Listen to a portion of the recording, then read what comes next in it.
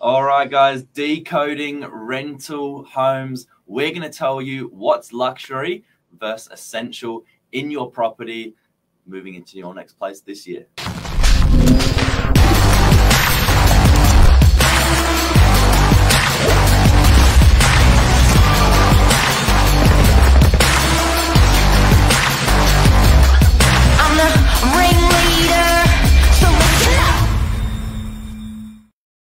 Good morning. Good morning, Billy. How are you? Really good. How are you? Good. It's like having the dream team back in effect. The dream team is back in business. For anyone that doesn't know, I am Cleo's protege. Not at all.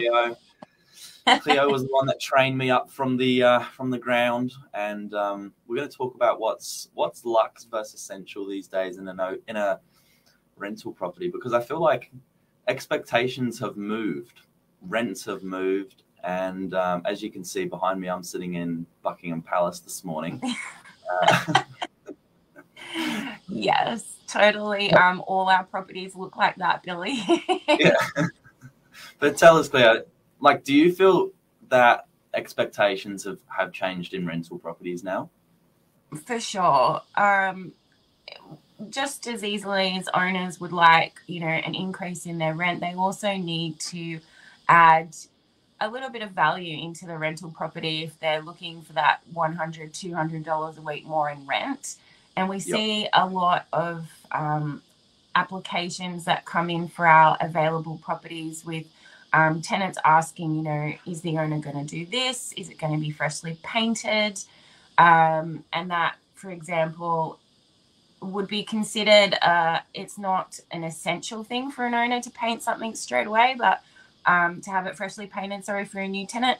But if you're looking at $900 a week for a 2-bedroom, you want the paint to be in good condition, for example.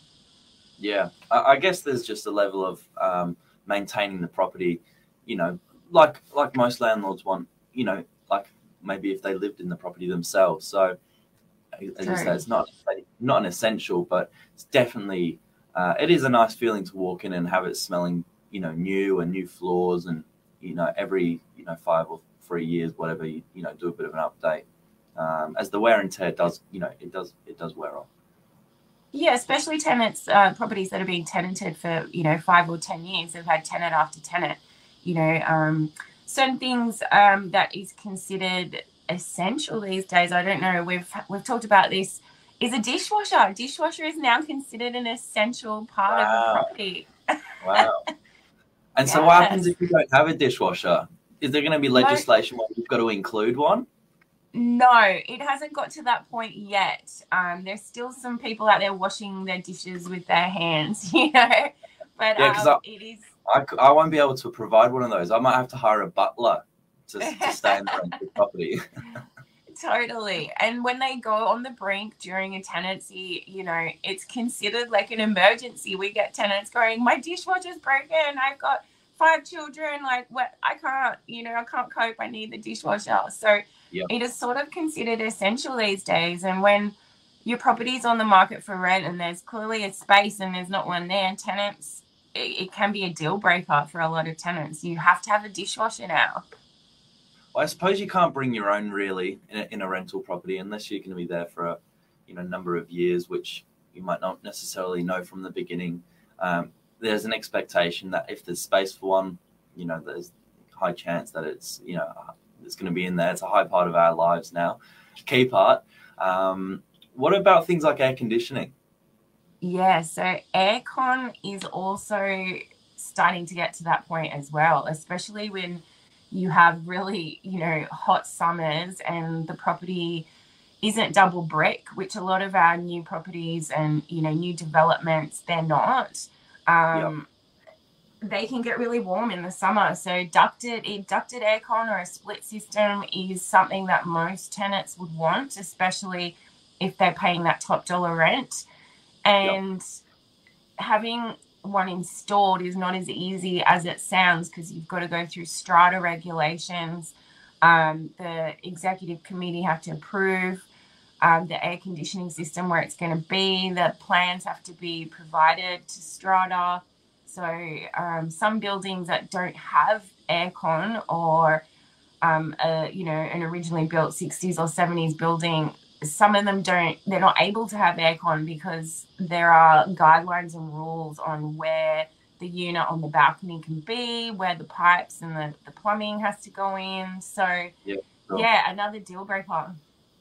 And so do you find those landlords try and compensate for leaving a fan or putting ceiling fans in, or do they just take a bit of a hit on their rent and leave the rest up to the tenant? Yeah, look, I do have a lot of properties at the moment where we have been installing fans, especially with that really hot summer day that we had a little while ago. So owners are adding value to their property by putting in a ceiling fan, provided it's not too low. And the other thing is children. Like if you've got a children's bedroom and the ceiling's not high enough, having a fan is actually, you know, to the owner's detriment if something were to happen, so they don't put it in. But mostly they will accommodate and try and help the tenant out by having a ceiling fan. Tenants also do have those portable units. If they really like the property and they can't have one put in, they will, you know, go to Bingley and get a portable unit that can be put in the bedroom, for example. Yeah, okay. Good good morning, Luke. Happy New Year. Quick question there. Do landlords need to make it luxe in this tight rental market? Like, is there a pressure there still for quality, or do you feel like some landlords can, you know, have been slacking but getting away with it because there's just no stock on the market? Yeah, look, there's both those types of landlords out there that they know they don't have to put a lot of money in to get a tenant, like you said, as it's a low rental stock market. But having a good quality tenant and wanting that high end rent will go hand in hand with what the property looks like. So having it luxe is something that most of our clients are trying to provide right now. Simple paint, carpet, LED light fittings, that has a luxe feel without a lot of money being put in. You know, you don't have to redo the bathroom and the kitchen completely. Adding some value in that sense quite cheaply will have that same effect. Lighting and having LED oysters put in the property does make it feel luxe, like it's bright, it's you know, cost effective for the electricity bills and things like that, and tenants appreciate it. We don't have a lot of properties left with those old dangly chandeliers or the original oyster light fittings that you can't change the globe, you know. So that's another thing that's quite luxy now. Yeah, I think it just comes back to like cleanliness as well. It feels clean. Obviously, you don't want to feel like your new home that you're going into this year is going to be something that's, you know, real tired and it's felt really, you know, used. You know, so definitely not saying that it needs to be the Taj Mahal here, but I think something that just, you know, clean, feels like home, that's what's going to win the hearts. And I think ultimately that's what people are going to pay the best money for. People are spending more time at their home than ever before. Quite often now there's a home office, so they're also working from home, you know, a portion of the week. And so people have been prepared to pay more money given they're spending more time at home than, you know, pretty much ever before.